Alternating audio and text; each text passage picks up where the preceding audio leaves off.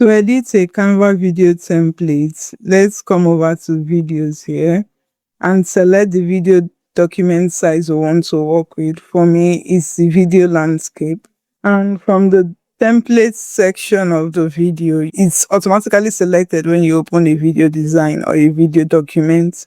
You come here to search the kind of video you want to edit. Say I am searching for a happy birthday video, and you see templates come up and you want to edit this template. Let's pick this video template up and edit it.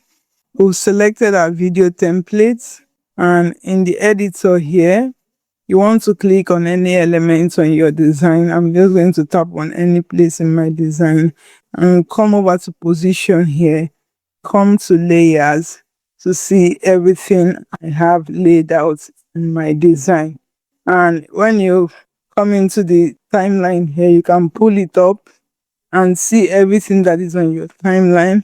You see this, there is a video here and there is a white blank space here.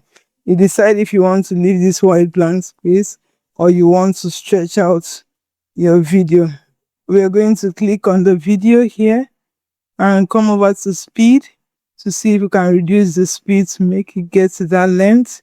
You can click on this white space and take it out. I'll go into upload here to start changing things in my video. I can start to bring in image to replace the images in this template. You see the way I hovered it and it selected that shape that is there. You can start to switch up the images in your template and choose whether you want to extend the light popping to continue popping or you want to take that part down.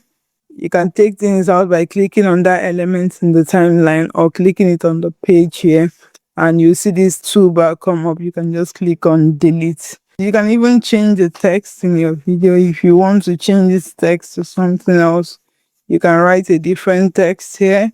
You can also choose a different font if you don't like the fonts that was used.